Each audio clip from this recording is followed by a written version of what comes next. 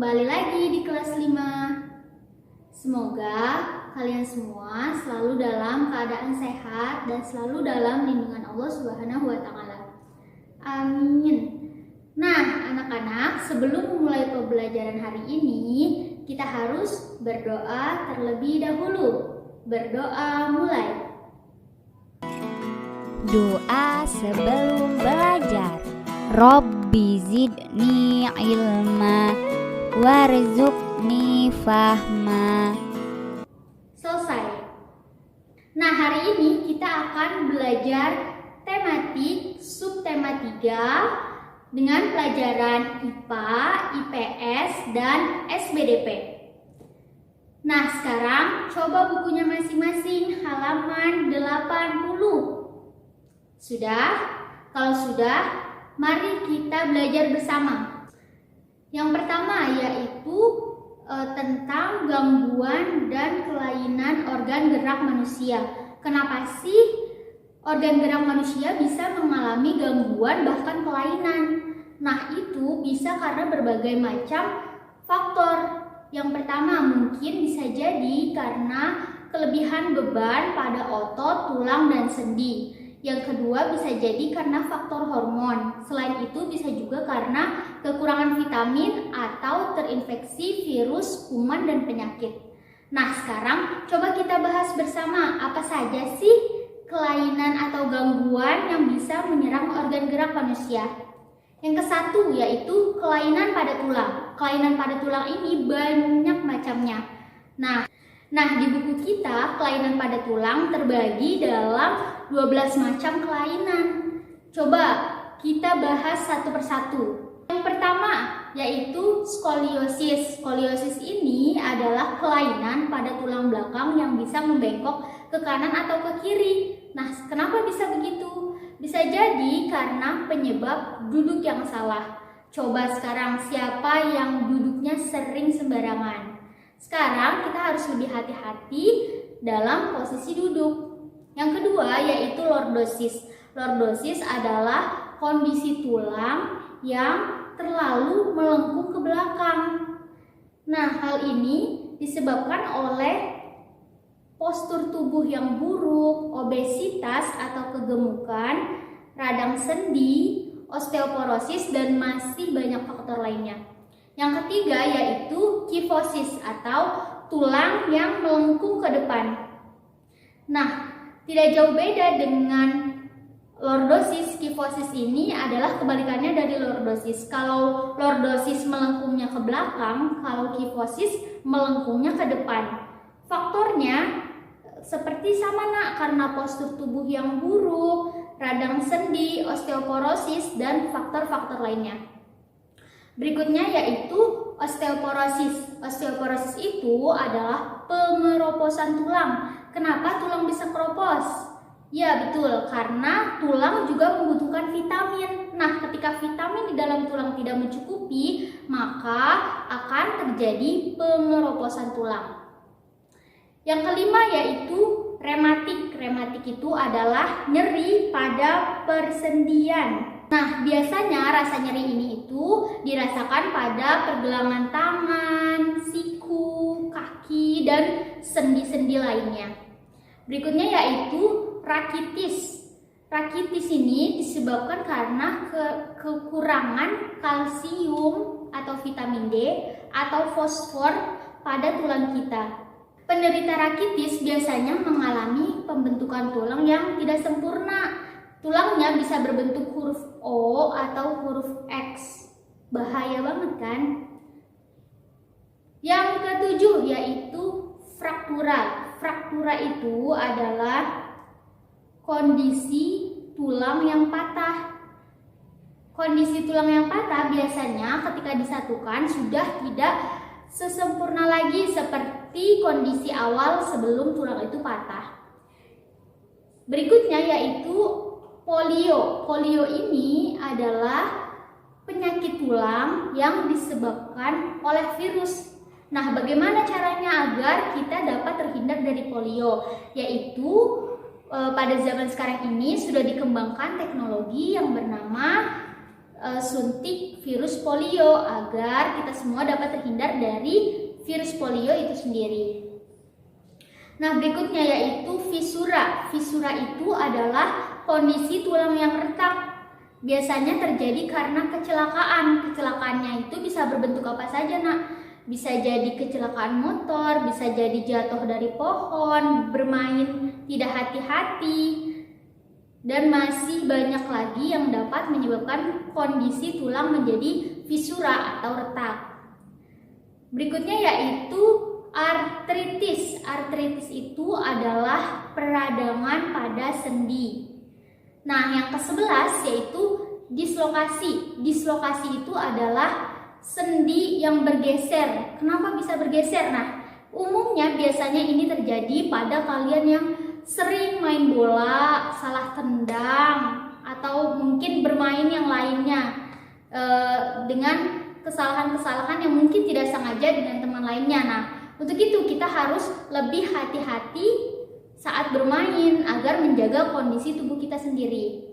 Yang terakhir yaitu ankilosis. Ankilosis itu apa? Ankilosis itu adalah persendian tidak dapat digerakkan. Jadi penderita ankilosis biasanya mereka mengira bahwa tulang mereka itu menyatu sehingga rasa-rasanya jadi kaku dan tidak bisa digerakkan. Nah, yang tadi adalah 12 kelainan yang ada pada tulang.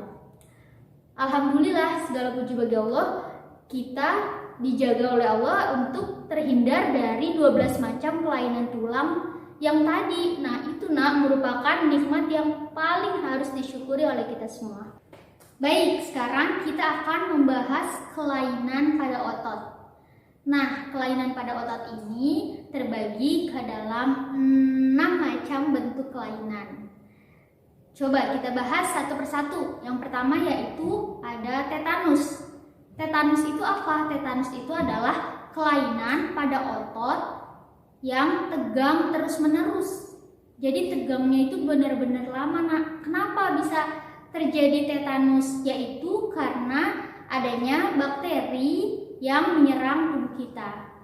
Yang kedua yaitu ada distrofi otot. Distrofi otot ini adalah penyakit genetik. Apa sih penyakit genetik itu? Penyakit genetik adalah penyakit keturunan. Biasanya dari jalur keluarganya, baik dari jalur ayah atau jalur ibu sudah terkena penyakit ini, sehingga ada kemungkinan anaknya juga bisa terkena distrofi otot. Nah, yang paling parah dari distrofi otot ini adalah distrofi otot dapat menyebabkan kelumpuhan pada seluruh otot kita. Yang ketiga yaitu ada kaku leher atau stiff. Nah, biasanya manusia rata-rata sudah mengalami kelainan otot ini. Coba kalian pernah nggak mengalami bangun tidur yang biasa kalian sebut dengan salah bantal? Nah, itu mungkin adalah peradangan otot leher atau stiff ini. Hal ini terjadi karena gerakan yang salah atau gerakan yang cepat di leher kalian. Biasanya tidur itu merupakan kondisi di mana kalian tidak sadar menggerakkan tubuh kalian. Nah, bisa jadi saat tidur kalian salah menggerakkan leher sehingga ketika bangun kalian merasa kaku leher atau stiff. Yang keempat yaitu atrofi. Atrofi ini adalah kelainan penurunan fungsi otot. Mengapa bisa terjadi penurunan fungsi otot? Karena ketika kalian mengalami atrofi, maka otot akan mengecil. Nah, ketika otot mengecil, otot sudah tidak kuat atau tidak mampu lagi untuk menggerakkan tulang sebagai alat gerak yang pasif. Karena perlu diingat kembali bahwa otot itu adalah alat gerak yang aktif. Yang kelima ada hernia abdominal. Hernia abdominal itu biasanya dikenal dengan turun bero. Apa sih turun bero itu? Nah, turun bero itu adalah kondisi di mana usus kalian keluar dan masuk ke rongga perut. Bukan keluar dalam artian keluar dari perut, tapi di dalam. Usus kalian di dalam ini keluar dari jalurnya dan masuk ke rongga perut. Nah, kenapa dia bisa masuk ke rongga perut? Karena otot yang ada di sekitar usus kalian itu robek. Kenapa bisa terjadi robek? Karena bisa jadi orang yang mengalami hernia abdominal ini mengangkat beban yang terlalu berat, yang sesungguhnya dia sebenarnya tidak mampu mengangkat beban itu, tapi dipaksakan. Nah, itu bisa menyebabkan kerobekan pada otot. Yang terakhir yaitu miastema gravis. Miastema gravis itu penyakit yang menyebabkan otot secara berangsur-angsur mengalami penurunan kemampuan berkontraksi hingga berujung pada kelumpuhan. Seram sekali ya nak. Semoga kita semua selalu dijauhkan dari kelainan-kelainan yang telah kita pelajari bersama tadi. Amin. Setelah kita mempelajari kelainan otot dan tulang tadi, sekarang kita harus tahu bagaimana sih caranya memelihara kesehatan tulang dan otot. Yang pertama yaitu mengonsumsi makanan yang banyak mengandung vitamin D, kalsium, dan fosfor yang baik untuk otot dan tulang. Yang kedua yaitu berolahraga secara teratur agar tulang dan persendian tetap kuat. Yang ketiga yaitu membiasakan sikap tubuh yang benar ketika duduk, berdiri, berjalan, berlari. Pokoknya kita harus selalu hati-hati melakukan gerakan pada saat berolahraga atau melakukan aktivitas lainnya. Nah, sekarang bagaimana posisi tubuh yang baik untuk menjaga kesehatan organ gerak? Oke, agar semuanya tahu, maka mari kita dikte bersama. Posisi tubuh yang baik untuk menjaga kesehatan organ gerak. 1. Biasakan untuk selalu berjalan, duduk, dan berdiri dengan sikap tegap.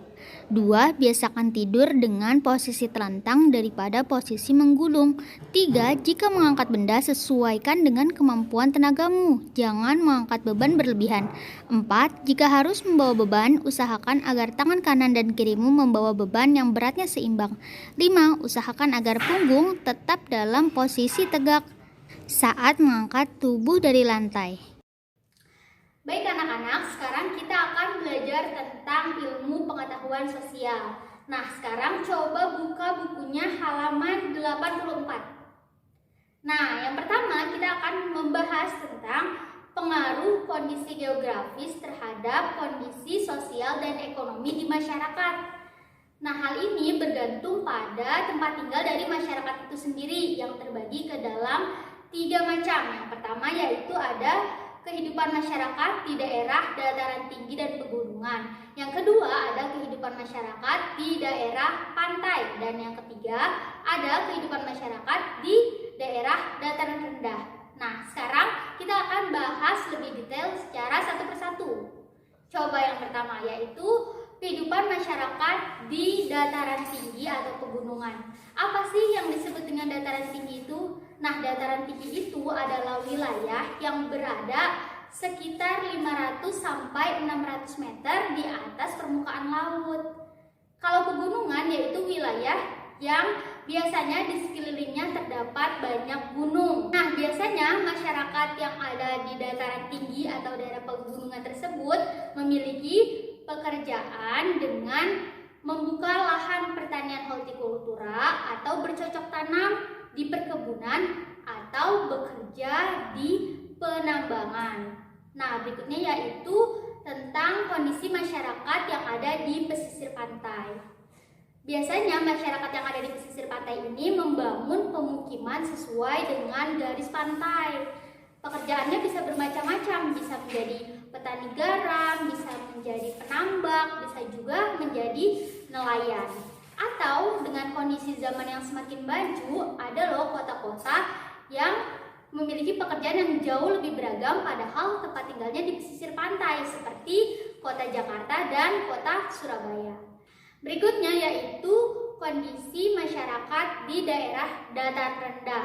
Nah, berhubung tempat tinggal mereka di daerah dataran rendah, maka pekerjaan mereka jauh lebih beragam.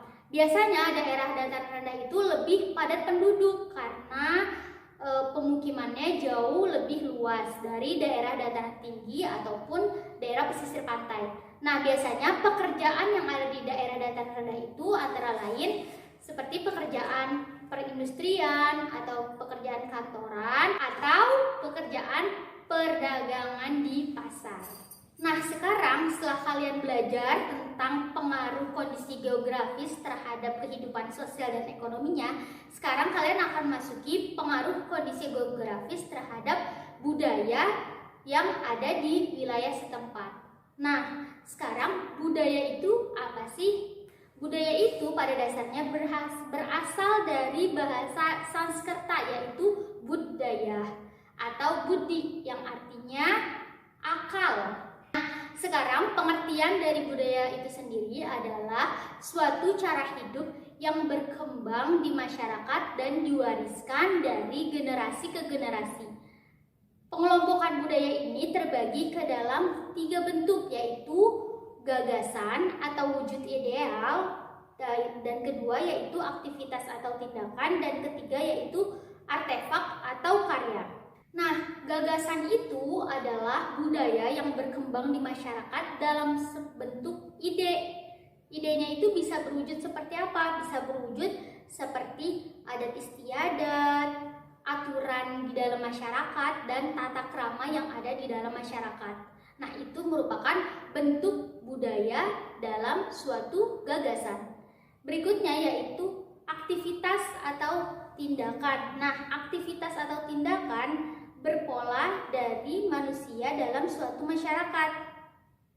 Biasanya budaya yang diwujudkan dalam aktivitas ini berbentuk dalam sistem sosial yang terdiri dari aktivitas-aktivitas yang biasa kalian simak, misalnya ada upacara adat yang berkembang di suatu daerah dan masih banyak lagi. Dan yang ketiga yaitu artefak atau karya. Nah, tentunya kalian sering mendengar bahwa di dalam sebuah pulau atau di dalam sebuah daerah memiliki karyanya sendiri atau memiliki ciri khas dari daerah tersebut. Nah, itu disebut sebagai wujud dari budaya artefak atau karya. Oke, Nak, sekarang kita mengetahui apa saja sih produk kebudayaan unggulan yang ada di setiap daerah. Yang pertama yaitu wayang. Yang kedua yaitu ukiran kayu. Yang ketiga yaitu anyaman bambu.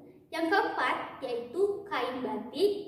Yang kelima yaitu kerajinan perak. Dan yang keenam yaitu kerajinan tenun.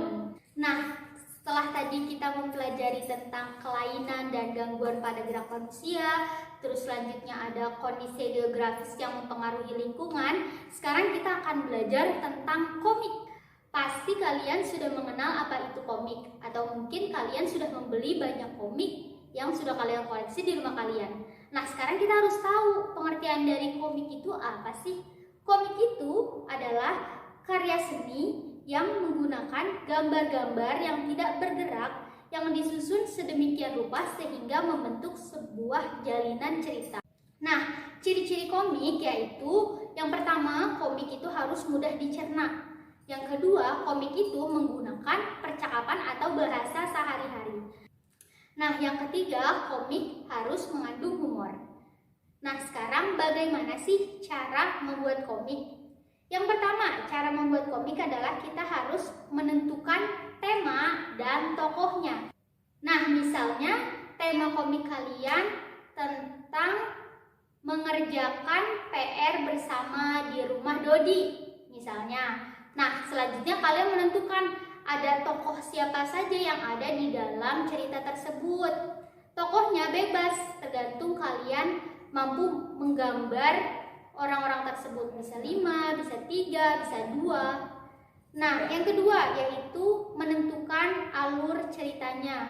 Kalian harus tahu komik kalian di awal ceritanya seperti apa, di tengah ceritanya seperti apa, dan di akhir cerita atau endingnya itu seperti apa.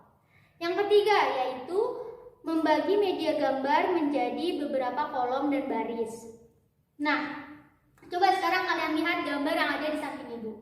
Nah, tentunya di dalam gambar ini tuh sudah terbagi ke dalam beberapa kolom. Jadi setiap kolom itu sudah memiliki percakapan atau bahasanya sendiri-sendiri untuk membuat sebuah jalinan cerita.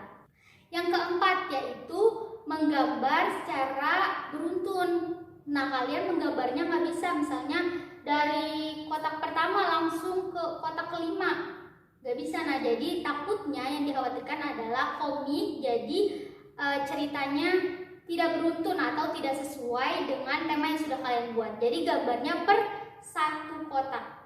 Nah, yang terakhir yaitu menambahkan kalimat-kalimat percakapan singkat agar cerita kalian dapat dipahami. Nah, sekarang kalian sudah mengerti bagaimana sih cara membuat komik yang baik? Selamat mencoba.